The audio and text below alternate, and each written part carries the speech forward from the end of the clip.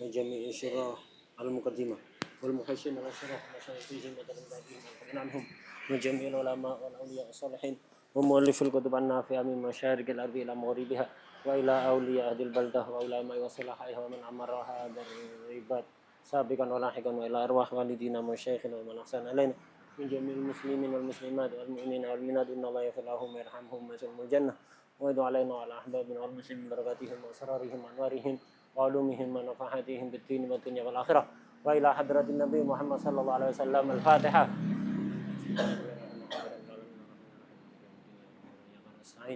اهدنا الصراط المستقيم صراط الذين أنعمت عليهم غير المغضوب عليهم ولا الضالين آمين. Bismillahirrahmanirrahim. Alhamdulillahirabbil alamin. Allahumma shalli wa sallim ala sayyidina wa maulana Muhammad an-nuril mubin wa ala alihi wa sahbihi ajma'in. Amma ba'd. Qala al-muallif al-Imam Abdullah bin Abdurrahman Fadl radhiyallahu ta'ala anhu wa nafa'ana bi wa bilumihi wa bilumina wa bilumi sairi salihin fid dharain amin ya rabbal alamin. Fi kitabih al-Muqaddimah al-Hadramiyah fi babil janaiz ila qaulihi faslun. Ini fasal terakhir di dalam bab salat jenazah. Wa aqallut dafni, ini membahas tentang ngubur ya. Membahas tentang ngubur. Sebelum membahas tentang ngubur, termasuk yang wajib dilakukan sebagai wasilah adalah ngangkat mayit ya. Nah, ngangkat mayit, membawa mayit itu harus dengan cara yang layak. Sekiranya kalau orang hidup diangkat seperti itu, tidak malu. Layak. Dan tidak membuat orang merinding takut jatuh. Itu. Jadi intinya memperlakukan mayit itu harus sama seperti memperlakukan orang hidup. Membawa ke kuburan digendong begini. Orang dewasa, antum gendong begitu, keliling jalan raya itu. Malu apa enggak? Malu kan ya? Nah, maka jangan digendong. Kalau anak kecil enggak apa-apa. Jadi yang meninggal itu anak kecil. Umur 3 tahun, 4 tahun. Meninggal digendong. Ke bawah kuburan itu digendong biasa, enggak pakai keranda. Enggak ada masalah. Tapi kalau orang dewasa itu dianggap pelecehan kan. Orang dewasa digendong di depan orang itu kan ya malu kan ya. Nah, maka harus pakai keranda. Jadi intinya membawa dengan cara yang membuat orang itu malu seandainya hidup itu tidak diperbolehkan. Kemudian juga ketika membawa mayit itu tidak boleh membawa dengan cara yang dikhawatirkan jatuh. Dan sebaiknya ditutupi seperti yang berlaku di daerah kita ya. Keranda itu ditutupi. Itu aslinya dulu di Arab tidak ada kayak gitu itu. Langsung terbuka begitu. Tapi kemudian ketika dilihat itu salah satu putri Rasulullah SAW melihat itu ada di Habasyah, mayit itu di sana ketika diangkat pakai keranda ditutupi, akhirnya dia wasiat untuk diperlakukan seperti itu dan akhirnya sekarang berlaku. Bagus itu, lebih tertutup ya. Apalagi mayitnya kalau mayitnya itu perempuan, ditutupi kerandanya, jangan terbuka kelihatan begitu enggak ya. Walaupun kelihatan kafannya, enggak ditutupi. Seperti yang berlaku di daerah kita, keranda kan ditutupi biasanya kain hijau ya. Nah, seperti ini terserah kain hijau karena apa terserah, ditutupi. Nah, itu ditutupi. Itu afdal. Dan kemudian ketika ngubur itu juga sunnah di atasnya itu ditutupi. Ditutupi biar kalau ada sesuatu yang nggak kepingin terlihat oleh orang, nggak kelihatan. Karena itu sangat keliru dan kebodohannya. Ketika ngubur mayit, ditutupi pakai kain, itu biar nggak kelihatan. Khusus yang memakamkan saja yang melihat sesuatu misalnya ada luka, ada misalnya ada memar, ada apa. Biar nggak kelihatan orang. Makanya ketika ngubur di atas kan ditutupi kan ya. Nah, itu ya termasuk kebodohan, ditutupi biar gak kelihatan, ente ngintip. Lah apa gunanya ditutupi? Sebagian orang juga bodoh. Dia gak ngintip, kameranya masuk ke bawah itu. Lah buat apa terus ditutupi? Buka aja, di live sekalian ya. Itu buat apa? Lah ditutupi itu biar kalau ada sesuatu yang gak layak terlihat oleh orang lain, biar gak kelihatan. Oh, kadang di dalam kuburan bingung video ya. Ini di dalam kuburan, nggak mikir kalau dia juga akan masuk ke kuburan, lu bingung video itu loh. Di kuburan itu, semua yang ikut ke kuburan, khususnya yang di dalam kuburan yang menangani pemakaman langsung itu mestinya sibuk dengan zikir, sibuk mendoakan mayit, khususnya zikir Bismillah wa ala millati Rasulullah SAW. Karena ada riwayat mengatakan siapa yang menangani pemakaman mayit, kemudian ketika meletakkan mayit, menerima mayit dari atas, memasukkan mayit ke liang lahat, membaca Bismillah wa ala millati Rasulullah, maka mayit itu di kuburannya tidak akan disiksa selama 40 tahun. Ya, hanya dengan zikir Bismillah wa ala millati Rasulullah bisa melindungi mayit dari dari siksa selama 40 tahun. Udah sibukkan dengan zikir, doakan mayit. Baca Al-Qur'an, baca sholawat, baca zikir. Begitu, jangan bingung yang lain. Video. Nah, begitu, dan diusahakan khusyuk, mengiringi mayit itu yang khusyuk, sibukkan dengan zikir. Aslinya mengantar jenazah ke mayit, jenazah ke kuburan itu disunahkan diem. Kalau baca zikir, zikir pelan. Aslinya begitu, aslinya sunnahnya. Dan makro mengangkat suara, walaupun dengan zikir. Mengangkat suara, walaupun dengan zikir, ketika mengantar jenazah, itu makro. Kenapa? Ini momennya momen kita tafakkur maut. Suara berisik itu akan membuyarkan konsentrasinya. Nah, jadi karena itu dianjurkan untuk khusyuk, semuanya mikir, ta'amul tentang kematiannya. Alhamdulillah. Kemudian yaitu jangan angkat suara hatta bidzikir, apalagi ngobrol. Aslinya begitu, aslinya sunnahnya. Tapi kenyataan yang ada, yang wake di sini maupun di Hadramut, di Tarim, itu ketika ngantar jenazah baca apa? Dzikir kan ya, dengan suara keras. Kalau di sini biasanya la ilaha illallah, la ilaha illallah, la ilaha illallah Muhammadur Rasulullah SAW. Itu kalau di sini. Di Hadramut ada juga dengan suara keras. Aslinya makruh itu. Tapi kenapa kok dilakukan? Karena orang-orang zaman sekarang, kalau nggak digitukan, kalau nggak ada yang mimpin zikir dengan suara keras, malah yang ada ghibah, malah yang ada ngomong-ngomong yang nggak pantas, nggak layak. Jadi biar mereka teralihkan daripada ghibah haram, mending melakukan zikir ya. Nah, jadi hukum asal memang mengeraskan zikir ketika membawa mayit ke kuburan, hukum asal makruh. Tapi karena ini dalam rangka menolak ghibah, menolak orang ngomong-ngomong yang nggak layak, bisa jadi wajib. Hukum asalnya makruh, ya. Nah, makanya tidak perlu diingkari yang terjadi ketika orang ngantar jenazah itu berzikir dengan suara keras, ya jangan keras-keras amat, biasa aja. Untuk tujuannya biar orang yang dengar itu juga ngikuti zikir, biar tidak ghibah, biar tidak ngomong-ngomong yang nggak penting. Wadah ya? Nah, itu aslinya makruh aslinya. Kemudian juga dianjurkan memang dalam membawa jenazah itu yang cepat. Karena apa? Karena dalam hadis itu kalau mayit itu baik, biar segera ketemu tempatnya yang layak. Kalau mayitnya tidak baik, biar segera lepas dari beban kita. Tapi cepat di sini maksudnya bukan lambat, bukan berarti lari. Maksudnya cepat ini jalan normal. Jangan seperti jalannya manten, pelan-pelan, enggak. Jalan normal. Lah termasuk yang salah kaprah di sini itu ketika bawa jenazah biasanya agak lari ya. Itu salah itu. Dia merasa mengamalkan sunnah, ini muskilah. Salah merasa mengamalkan sunnah. Ini tidak bisa. Ini biasanya kalau antum nasihatin debat ini. Repot. Jadi kalau kesalahan dianggap sebagai ibadah. Itu paling sulitnya orang untuk tobat. Melakukan kesalahan, makruh apalagi haram waliyadzubillah, merasa ibadah. Termasuk ini. Bawa mayit dengan jalan cepat kayak orang lari. Itu antum kalau hidup diangkat pakai keranda. Jalannya lari model kayak gitu. Merinding apa enggak? Merinding, khawatir, takut kan ya? Lah, kita tahu memperlakukan mayit harus sama seperti orang hidup. Orang hidup kalau dibawa model kayak gitu merinding, cemas, takut jatuh, bawa mayit seperti itu hukumnya haram. Di Hadramut itu, di Tarim itu, jalannya tenang, biasa. Tapi ya nggak pelan, bukan pelan itu enggak. Jalan seperti jalan biasa itu wajar itu. Mereka para ulama, ya, para pembesar habaib yang hadir, pelan, biasa, bukan pelan lambat, enggak. Jalan seperti jalan normal. Lah di sini ini cepet-cepet. Dulu kata saya itu nganggep itu sunnah karena diperintahkan untuk Isra ya. Isra itu bukan lambat. Baru setelah ada beliau ini, ketika ada jenazah dibawa cepet kayak gitu, beliau negur, marah, ini apa-apaan ini, haram kayak gini, nggak boleh, ini mungkar ini. Kenapa nggak ada yang negur?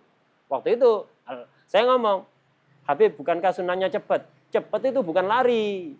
Ini haram kalau kayak gini nih, ente diangkat kayak gitu, takut apa enggak? Yang di atas itu seandainya hidup. Takut kan? Begitu juga mayit harus diperlakukan seperti orang hidup. Nah, baru setelah itu. Paham? Jadi bawa mayit dengan cepat itu bukan berarti lari. Ya. Kemudian termasuk juga tidak adab ketika ada mayit orang soleh atau apa orang alim. Itu jadi rebutan kendaraannya ditepuk-tepuk. Pakai rida, ada pakai kopiah. Apa taburan kan model apa kayak gini nih. Kalau seandainya kiainya hidup atau habibnya hidup. Ente ambil rida, ente gini-gini kan berani tak ente, adab tak itu. Merasa tabarukan. Jadi kalau ridaknya nyentuh ke kerandanya merasa buat barokah besar. Barokah model apa dari geladap model kayak gitu ya. Jadi memperlakukan mayit itu sama seperti orang hidup. Apalagi ya kalau orang soleh wali. Dia rohnya tetap ada melihat ya. jasadnya dikit-dikit banyak kan. Biasanya kalau orang soleh meninggal itu kan jadi rebutan orang-orang, ada kopiahnya, ada ridanya, di gini-gini kan biar kena kerandanya. Terus rebutan untuk ngangkut. Silahkan tabarukan, tapi jangan rebutan akhirnya koyak-koyak kan kerandanya itu. Kalau seandainya hidup di atas, merinding kan itu. Takut jatuh kan. Nah begitu. Kadang-kadang kita itu berharap berkah dengan cara yang salah. Nggak kualat untung. Ya, nggak kualat untung. Karena itu perlu ngerti ilmunya itu perlu. Kadang-kadang bin barokah malah nggak adab.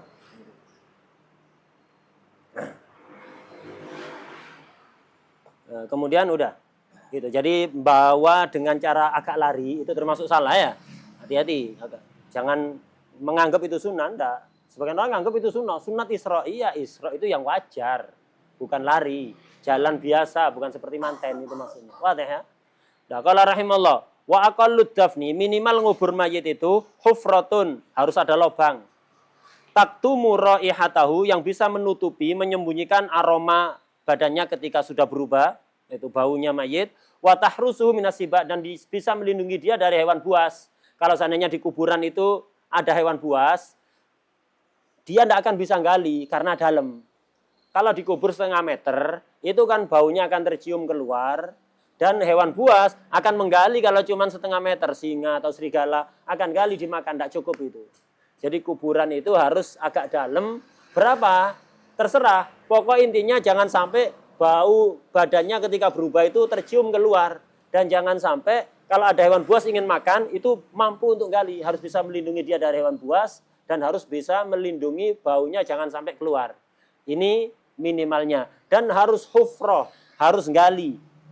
Gali di dalam tanah. Kalau sudah ada lubang ya galinya tidak harus. Intinya harus ada lubang di dalam tanah.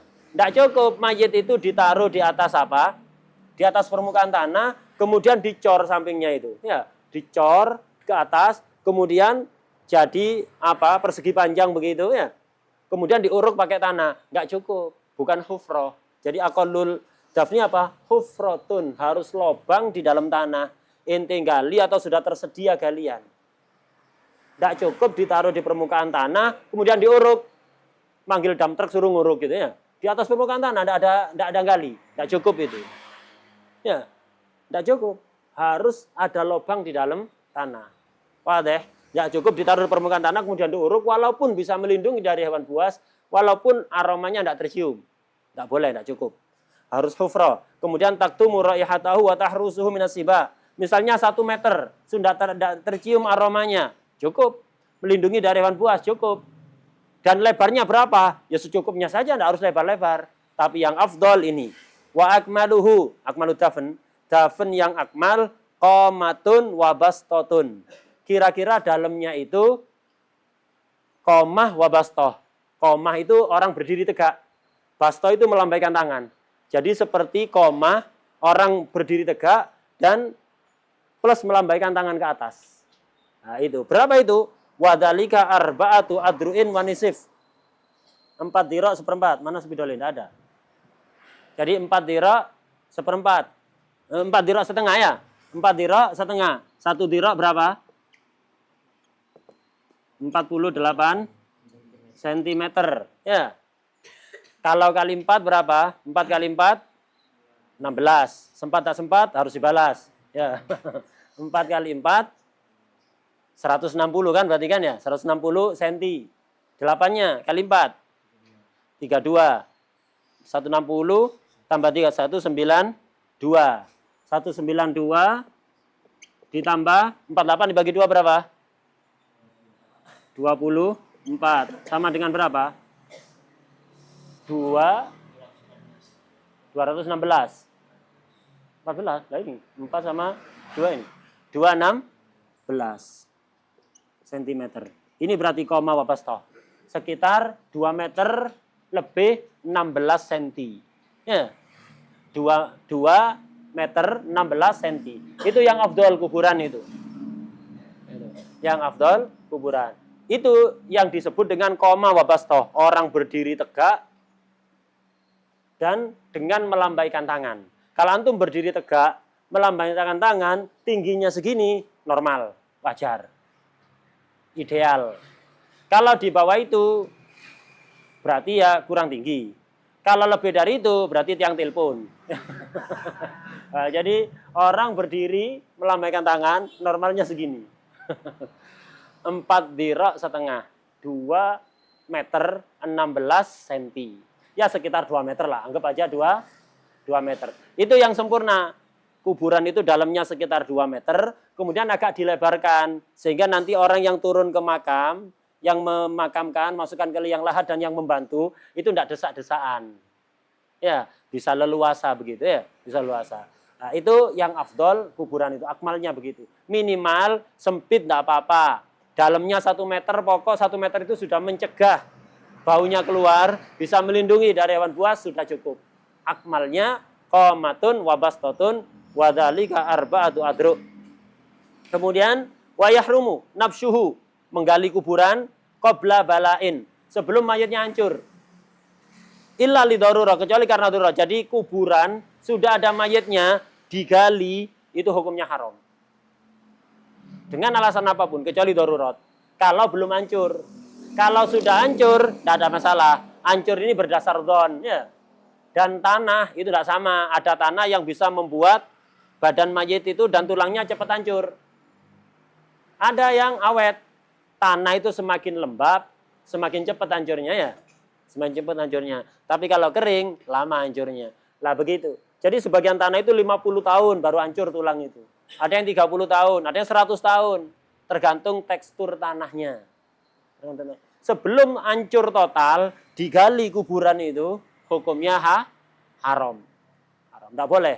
Kecuali dengan darurat. Seluruh tubuh mayit itu, secara umum, itu akan hancur. Saat tulang-tulangnya akan hancur. Kecuali ajbud danab. Ya.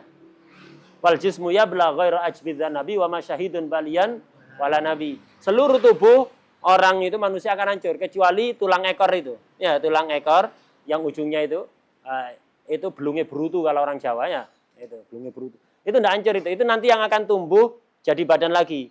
Jadi tiupan pertama mematikan seluruh makhluk hidup yang dikehendaki mati oleh Allah. Ada yang enggak dikehendaki. Yang dikehendaki hancur. Nah, nanti jarak 40 tahun Israfil dihidupkan lagi oleh Allah, disuruh niup trompet kedua. Israfilnya juga mati setelah tiupan pertama itu. Nah, kemudian 40 tahun dihidupkan lagi Israfil, suruh niup trompet kedua. Ya, kedua. Ketika tiup trompet kedua, itu turun hujan. Turun hujan dan mengenai tulang-tulang yang hancur tadi itulah. Biji ajbudanab ini nanti kena hujan itu tumbuh jadi badan. Belum ada roh. Tumbuh kayak pohon itu. Jadi badan, kemudian dikembalikan rohnya, dikumpulkan ada di mahsyar. Nah, begitu ya. Nah, hancur. Kecuali beberapa masyahidun balian wala nabi. Orang syahid, nabi, masyhur bisalah, bil ilm. Itu banyak orang-orang yang dapat bisyarah, badannya itu tidak hancur. Seperti orang-orang syahid, aulia, ulama, itu tidak hancur. Kemudian juga al-murabit, itu orang-orang yang jihad fisabilillah itu. Kemudian yang jaga perbatasan antara negara Islam dengan negara kafir. Wal muadzin ihtisaban, tukang adzan yang lillahi ta'ala, bukan digaji, yang gratisannya. Itu juga termasuk dah hancur. Wa hafidul Quran al-amil bihi, yang hafal Quran dan ngamalkan Quran. Itu juga termasuk dah hancur. Wa kasirud dzikir, orang banyak zikir, itu dah hancur. Wal muhib lillah, orang yang cinta karena Allah. Wal mayyit bitta'un, ini termasuk orang-orang yang ada bisyarah, mereka badannya tidak hancur. Kadang ada orang itu, tapi ya begitu, badan itu ketika tidak hancur, itu tanda baik. Tapi jangan kemudian ketika ada orang alim selama hidup, kemudian tidak sengaja kegali kuburannya kok hancur, oh berarti ini dulu tidak ikhlas. Tidak mesti. Tidak mesti, paham ya? Kadang-kadang memang dikehendaki hancur oleh Allah, li hikmatin. Tapi bukan berarti tanda ini berarti dulu ilmunya tidak ikhlas. Tidak lillahi ta'ala, tidak ngamalkan, tidak, belum tentu. Kadang-kadang ada orang tidak dikenal sebagai orang alim, tapi tubuhnya utuh. Banyak, hatta di daerah Pasuruan ini sering, itu sekitar berapa tahun yang lalu, itu di pemakaman Tambak Yudan situ. Jadi ada kuburan sama di tengah-tengah kalangan masyarakat, nggak dikenal sebagai orang alim, bukan dai, bukan orang alim, tapi memang senang zikir orangnya. Ketika cucunya itu meninggal, Wah, anaknya meninggal, itu dimakamkan di sebelahnya. Nah, ketika tukang gali itu gali, sudah diwanti-wanti sama saudaranya yang meninggal ini, jangan mepet-mepet. Nanti takutnya kena makam abahnya. Oh, udah apa-apa, udah lama, meninggalnya udah dulu tahun 65. Sekarang 2025, berapa itu ya? 60 tahun lebih ya. 65 sekarang 2025. Jangan mepet-mepet, enggak menghiraukan. Digali. Begitu digali, hatta kafannya utuh. Masih putih bersih. Masih putih bersih. Itu sekitar berapa tahun yang lalu? 4 tahunan yang lalu mungkin. Nah, tahun kemarin juga ada, persis setelah Khol Solo, belum 1 tahun malah. Ini kan Khol Solo tanggal 20 ya. Nah ini, Fulan ini meninggalnya di akhir Rabiul Tsani, Rabiul Akhir. Itu dimakamkan di samping ibunya. Di samping ibunya. Ibunya Masya Allah memang terkenal akhlaknya dulu itu seneng nyenengkan orang. Suka ihtiramud duyuf. Dimakamkan di samping ibunya. Sama, galinya kemepetan. Akhirnya kena liang lahat ibunya. Kain kafannya masih utuh, bersih. Masih utuh, bersih. Kadang-kadang ada orang kayak gitu itu. Jadi kita tidak mesti. Kadang-kadang orang itu dulu itu punya maksiat tertentu. Hati-hati. Kadang-kadang dia tobat, kita tidak tahu. Kita tahu maksiatnya, tidak tahu tobatnya. Hati-hati. Kadang-kadang dulu ketika hidup terkenal maksiat, ternyata gali kuburan di sampingnya, kafannya masih utuh. Ya, kafannya masih utuh. Dan banyak kayak gitu itu. Nah, jadi intinya secara umum kebanyakan orang itu hancur kecuali ajbud danab. Nah, jadi beberapa orang soleh itu tidak hancur. Lah gali makam kalau sudah zon berdasar apa? Informasi orang yang ngerti tekstur tanah itu biasanya hancurnya sekian tahun, digali tidak ada masalah. Ya, kalau belum waktunya hancur digali haram kecuali darurat. Di antara contoh darurat di sarahnya itu. Contoh-contoh darurat yang boleh menggali makam setelah diuruk. Makam itu begitu diuruk, walaupun masih baru, antum gali lagi haram. Ya, gali lagi haram. Apapun alasannya, kecuali darurat. Di antara contohnya darurat, kadafnin bila tuhrin. Tadi mayitnya itu ketika dikubur belum dimandikan. Wajib digali. Auli ghairi kiblat, tadi nggak dihadapkan ke kiblat. Wajib digali. Misalnya pakai protokoler COVID. Jadi yang ngerawat itu ngawur, nggak dihadapkan ke kiblat. Jadi mayatnya ditaruh di peti, menghadap ke atas begitu, nggak menghadap kiblat. Cuman karena dijaga oleh aparat, pakai protokoler, keluarga nggak boleh ikut campur. Wes biarkan, dikubur, nggak menghadap kiblat. Itu nggak apa-apa. Nanti petugasnya pergi, gali lagi kuburannya, benerkan ke kiblat, itu wajib itu, nggak haram. Ya, dan terjadi itu di daerah dekat daerah Kejayaan sana. Ketika COVID itu, ya gitu, nguburnya ngawur. Tidak dihadapkan ke kiblat. Diwadai peti, mayatnya menghadap ke atas. Petugasnya pergi, digali lagi sama keluarganya. Dibenerkan ke kiblat. Wajib ini ya, kalau darurat. Contoh lagi. Au fi ardin, au saubin, mausubin. Dimakamkan di tanah gosop. Tanahnya orang nggak izin. Nah ini wajib digali, dipindah. Au saubin, mausubin. Dikafani pakai kain kafan gosop. Dan orangnya tidak ikhlas, tidak ridho. Gali. Itu. Tidak apa-apa, wajib. Awwaqa'a fihi malun wa inqalla walau min tarikatihi. Ada harta yang ikut terpendam. Ikut masuk ke kuburan itu wajib digali. Ini khilaf. Ada sebagian pendapat dan ini yang diikuti di Mughni itu. Wa illam yatlubhu. Itu. Wa in taghayyarul mayyit. Jadi kalau di kuburan itu ada harta yang ikut terkubur walaupun tidak mahal. Itu. Walaupun tidak mahal, misalnya jam tangan biasa harganya 100.000, murah ya. Ikut tergali terkubur di dalam kuburan. Ini kalau yang Busrul Karim, dan ini pendapat sebagian ulama, wajib digali. Walaupun mayitnya sudah berubah. Walaupun yang punya jam tangan tidak minta untuk digali. Tetap harus digali. Nah, ini ya apa ya? Jam tangan harganya cuman 50 atau 100.000. Dikubur. Sudah 3 hari baru ingat kalau jamnya ke situ ya. Jamnya masuk ke situ. Digali. Ya apa gitu ya. Walaupun tidak minta yang punya. Harus digali. Wajib digali. Ini menurut sebagian ulama. Dan ini yang disebutkan di Busrul Karim. Tapi ada khilaf. Ada pendapat yang mengatakan kalau yang punya tidak minta nggak usah digali. Kalau yang punya minta baru digali ya. Kalau yang punya tidak minta, nggak usah digali. Dan ini lebih lebih enak untuk diamalkan. Ya apa udah berubah kok, atasnya jam 50.000 digali. Hah? Gigi emas itu kan harta. Apakah dicopot apa enggak? Kalau memang bongkar pasangnya itu enggak susah, enggak apa-apa. Tapi kalau agak susah, kan sebagian ada perkatnya begitu kan. Ngelepasnya itu jadi agak susah, enggak usah dilepas. Ada dulu di kalamnya Habib Almi bin Syihab. Itu. Enggak usah dilepas itu. Karena itu ya kayak giginya mayit. Kalau sudah lengket, ngelepasnya sulit, jangan sudah, biarkan dikubur juga. Nah, itu gigi emas. Kemudian, ya itu contoh-contoh. Nah, jadi kalau mayit itu udah hancur, tidak haram digali. Kalau belum hancur, haram untuk digali kecuali alasan darurat. Alasan darurat. Kalau darurat boleh untuk digali. Kalau tidak darurat, tidak boleh digali. Kalau udah hancur, hatta tidak darurat boleh. Bahkan haram keluarganya melarang kalau makam umum. Jadi ada makam umum. Sudah ada isinya makam ini. Sudah 100 tahun. Dan ini orangnya orang biasa, tidak dikenal sebagai aulia, misalnya ulama. Jadi perkiraan hancur. Digali karena kuburannya penuh. Atau hatta tidak penuh. Ada orang ingin ngubur di situ. Karena kebetulan dekat dengan makamnya orang soleh. Jadi makam orang biasa, di makam samping orang soleh ini mau digali. Keluarganya tidak terima. Keluarga yang nggak terima berdosa. Kenapa? Ente menghalangi, ini kuburan umum. Bukan kuburan ente. Bukan tanah milik kamu. Kuburan umum. Lah ada keluarga saya di sini. Iya keluarga ente, ini sudah 100 tahun hancur. Digali, ada orang yang ingin dikubur situ. Tidak ada masalah. Tapi kalau orang soleh nggak boleh. Gitu. Kalau orang awam, tidak masalah. Yang menghalangi keluarganya justru haram. Karena itu bangun kuburan, dikasih kijingan itu ya.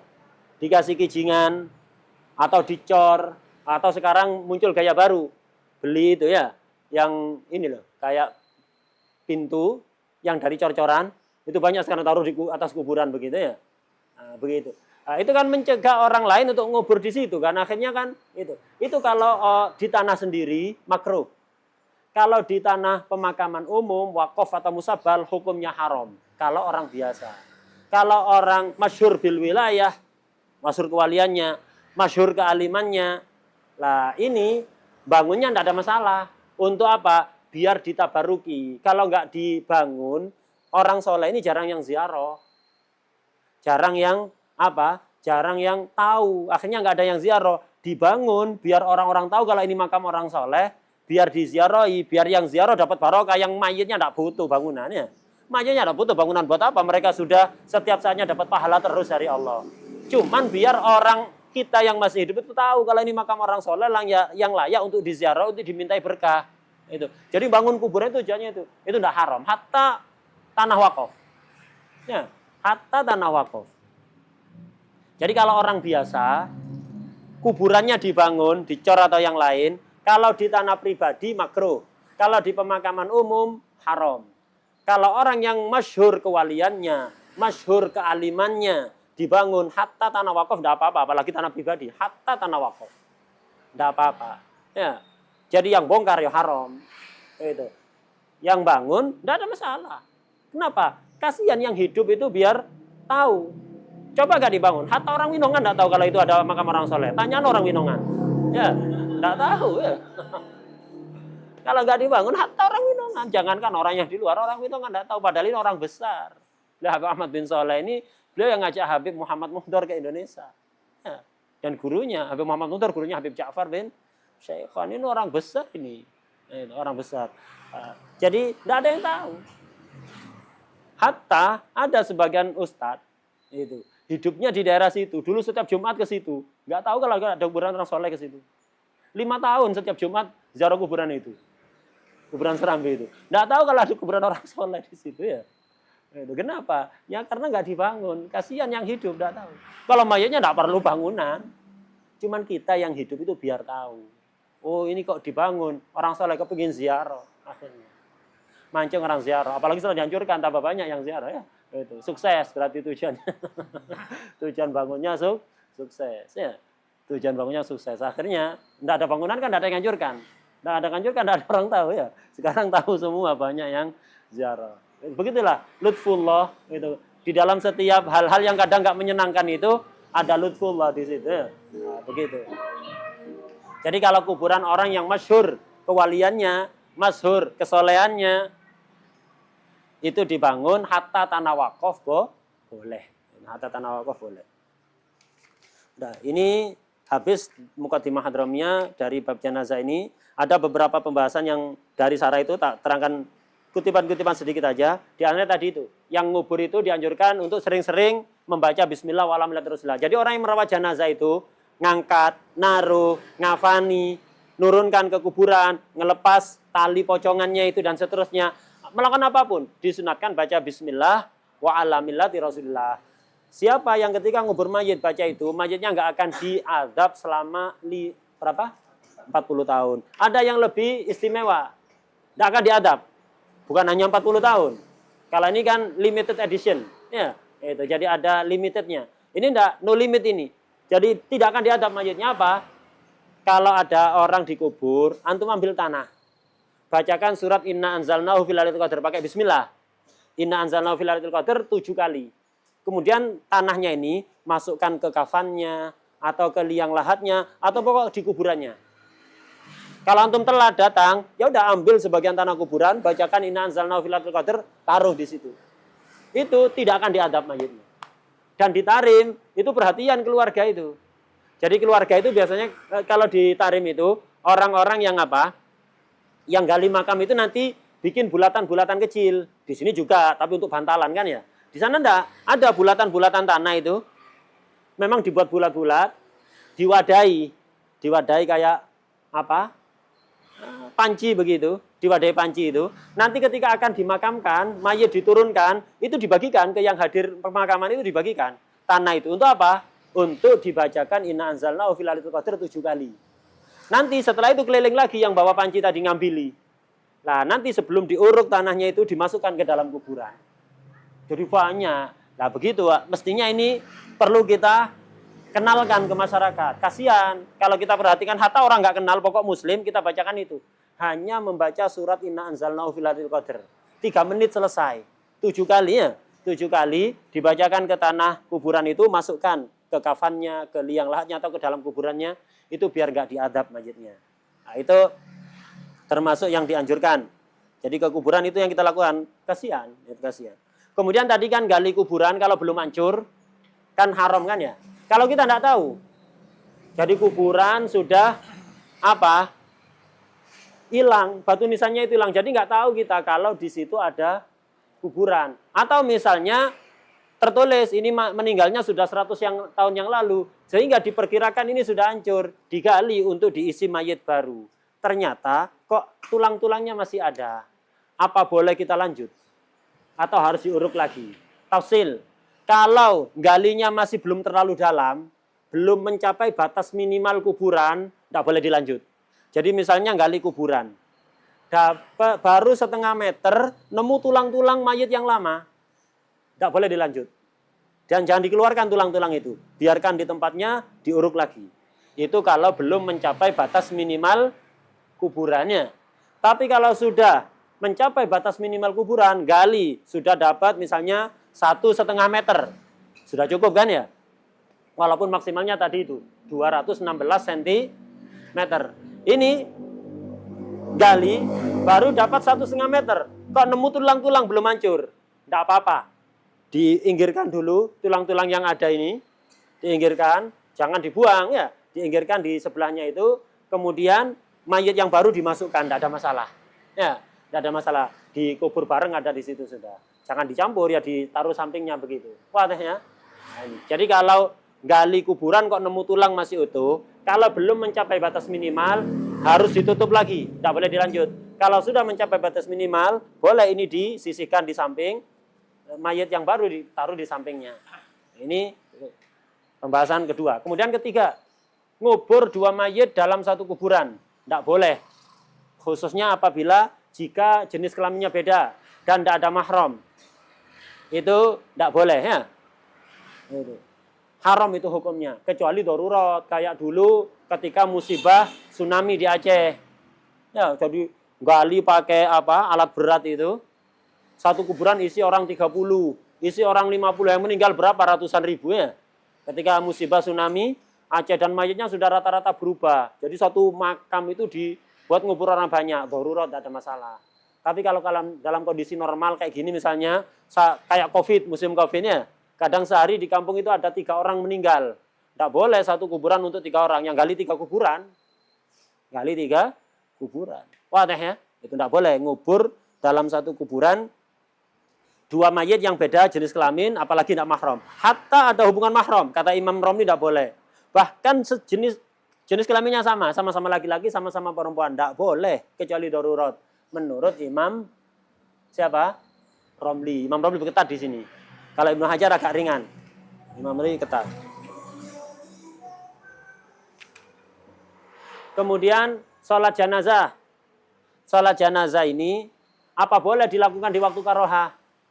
Dilakukan di setelah sholat asar misalnya. Setelah jamaah asar baru sholat jenazah. Kalau sengaja ditaruh di setelah asar, niatnya ya biar sholatnya terlaksana di waktu karohah. Jadi sengaja tahu kalau waktu karohah itu tidak boleh sholat, iya kan?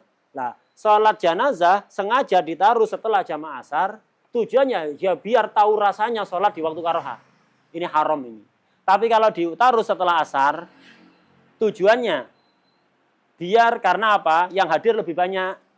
Karena para pekerja sudah selesai dari pekerjaannya. Atau nunggu keluarga yang jauh. Jadi nunggu apa? Ada yang ditunggu. Biar yang sholat tambah banyak. Tidak ada masalah. Ditaruh di waktu karohah. Tidak masalah. Boleh.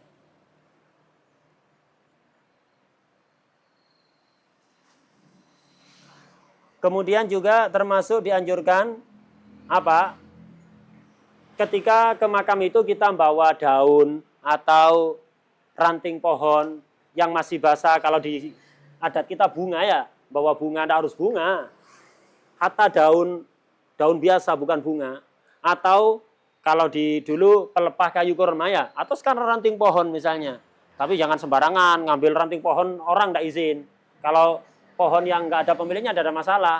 Itu atau miliknya antum. Itu atau beli bunga itu ditaruh di kuburan, itu bagus, termasuk adat yang bagus. Kenapa? Kata Rasulullah SAW, itu selama belum kering akan mendoakan mayit.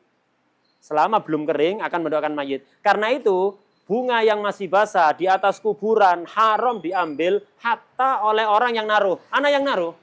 Ana bawa bunga sedap malam. Tak wadai toples, tak kasih air, lebih awet kan ya? Tak taruh di atas makam. Nah, itu ana yang beli pakai uang ana pribadi, ana yang naruh. Begitu tak taruh di atas makam, jadi haknya mayit. Itu mendoakan mayit, memintakan istighfar untuk mayit. Hatta ana ngambil haram. Ngambil semuanya atau ngambil bunganya metik gitu ya. Hatta ana yang naruh haram. Kenapa? Ada haknya mayit. Kalau tak ambil, istighfarnya ini putus nanti. Istighfar yang minimal yang diambil itu. Apalagi orang yang bukan yang naruh, haram. Kalau kering nggak ada masalah. Kalau kering boleh tabarukan. Kalau mau tabarukan ngambil bunga di makam orang soleh, ambil yang kering. Kalau yang basah haram.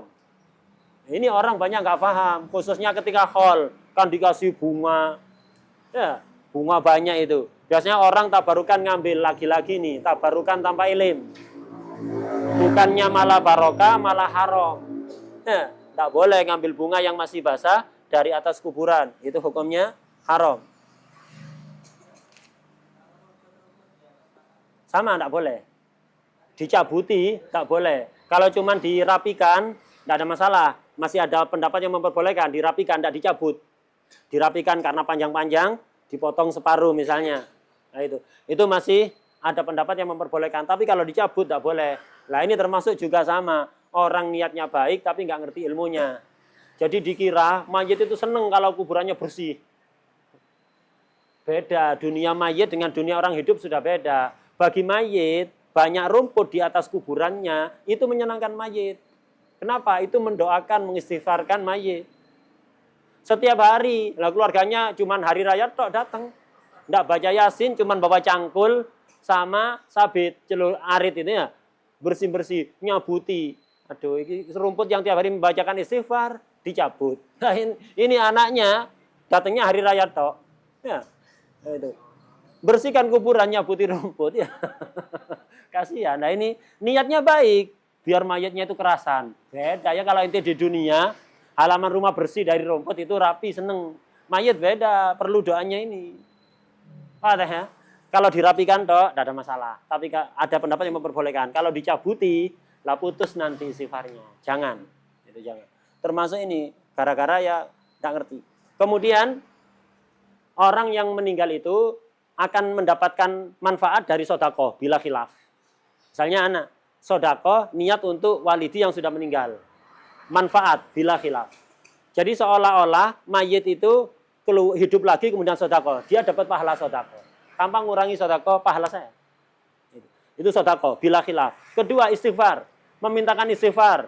Robbi firli wali walidaya yang sudah meninggal. Misalnya walidi sudah meninggal. Manfaat, bila khilaf. Jadi untuk istighfar, doa, sama sodako, tanpa khilaf. Yang khilaf, baca Quran, Yasin. Atau Al-Ikhlas. Atau baca Al-Quran apapun. Baca zikir, tahlil, sholawat kepada Rasulullah SAW. Itu dibaca, kemudian diniatkan atau dikirimkan pahalanya doa wahbah itu ya. Dikirimkan pahalanya untuk orang yang sudah meninggal. Sampai apa anda? Mayoritas ulama berpendapat sampai manfaat. Yang baca dapat pahala, mayit yang dikirimi dapat pahala yang sama. Tanpa ngurangi pahala yang baca. Ini pendapat mayoritas ulama. Berbeda dengan sebagian ulama ada yang mengatakan tidak sampai. Tapi cerita-cerita orang soleh, aulia menunjukkan sampai. Ada dulu itu dua orang musuhan. Itu dua orang musuhan. Saking benci nih. Sampai temannya ini mati. Musuhnya ini mati. Jengkelnya belum hilang. Pegelnya belum hilang. Gregetan teman misalnya. Tak tahu ngedik teman mungkin dia ini. Uripe ya. Jadi dua orang ini musuhan. Sampai meninggal yang musuhnya ini. Saya benci. Didatangi ke kuburan. Dia datang ke kuburan. Sambil jengkel hatinya, terus baca ayat-ayat adab. Baca ayat-ayat adab. Dia apa baca? Yang dibaca itu perintah Allah, ayat yang isinya perintah Allah kepada malaikat untuk bawa orang ini ke jahanam. Itu ayat yang dibaca. Nyampe ke kuburan dia baca, khuduhu faghullu, summal jahima sallu, summa fi silsilatin darwa sabuna diraan fasluku. Legos rasanya. Dulu anak hidup belum sempat balas. Sekarang mati tak dongakno itu ya. Baca ayat Quran. Lega rasanya dia pulang malam tidur. Tidur mimpi, ketemu musuhnya itu. Drenges, tertawa gitu. Masya Allah, jazakallah khair. Selama hidup kita musuhan, Masya Allah. Setelah anak mati, aslinya anak banyak salah, ente belum minta maaf. Itu diadab oleh Allah. Gara-gara banyak salah. Diadab, begitu masuk kuburan diadab. Gara-gara ente datang ke kuburan anak, baca ayat khuduhu faghullu, summal jahima sallu. Gara-gara bacaan Quran ente, adab anda langsung berhenti. Bangun tidur gigit jari ya.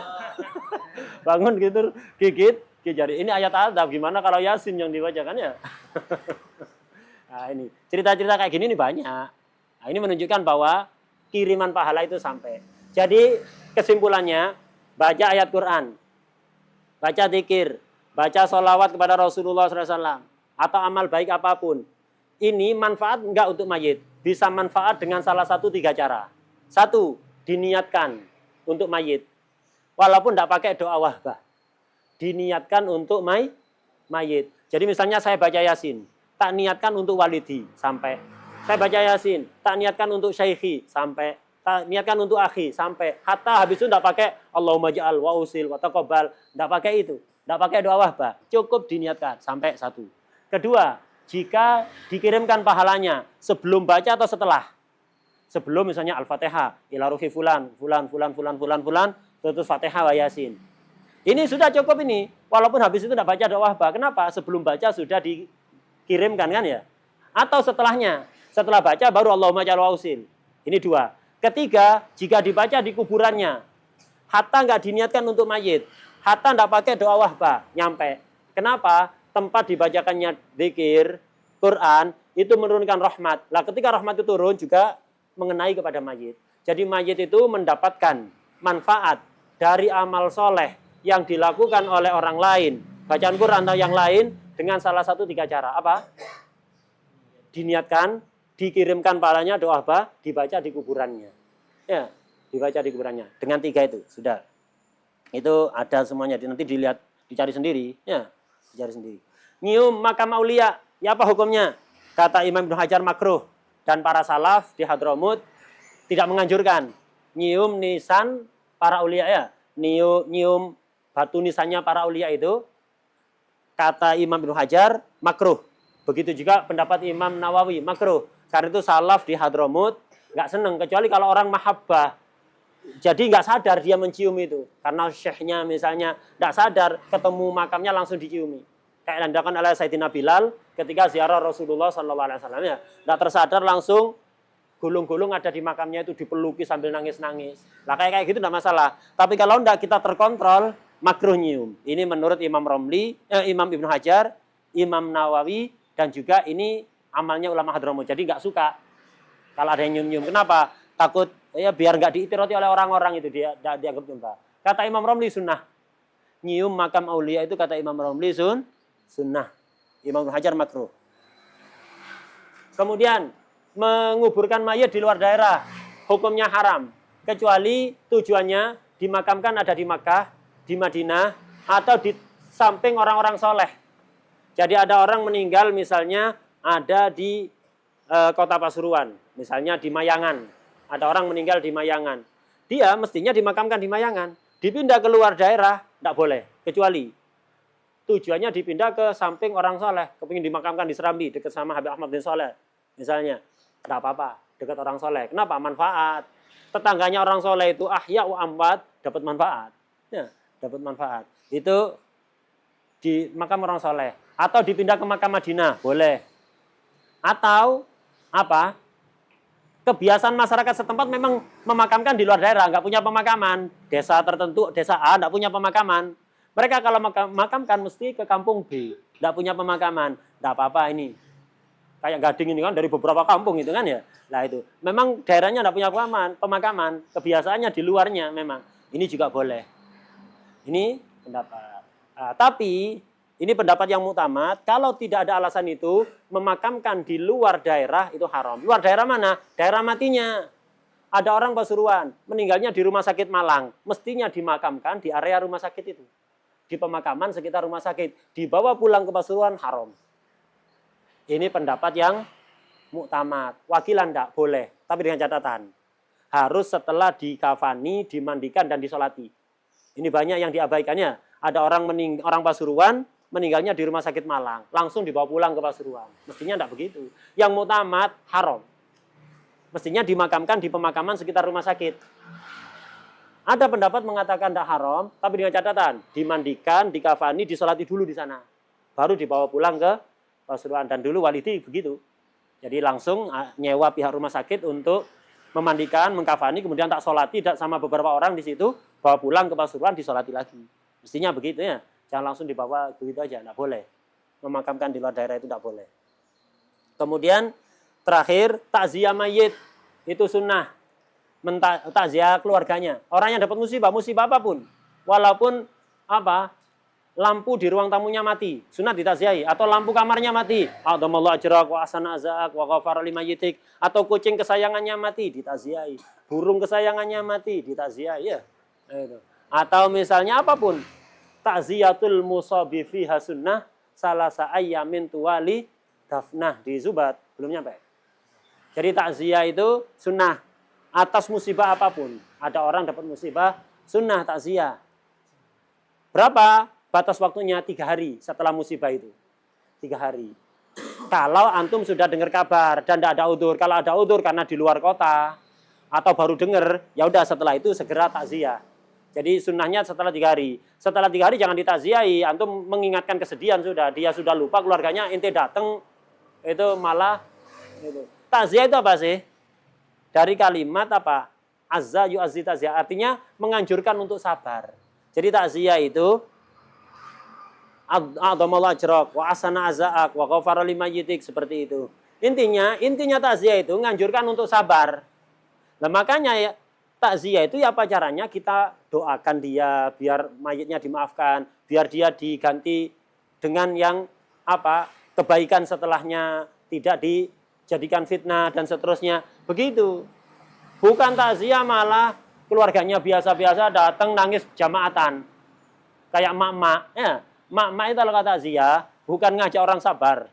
Ngajak nangis berjamaah. Silakan dibuktikan. Kadang-kadang istrinya, ada seorang istri suaminya meninggal, seorang ibu anaknya meninggal, agak tenang dia. Disabar-sabari oleh keluarganya. Bareng datang orang-orang ngelawat, itu jamaah PKK datang, itu, waduh, ente kasihan ya, anak ente itu baik itu, enggak punya jelek itu, kok meninggal, kasihan sekali ente ya, anak ente juga kasihan. Mulut.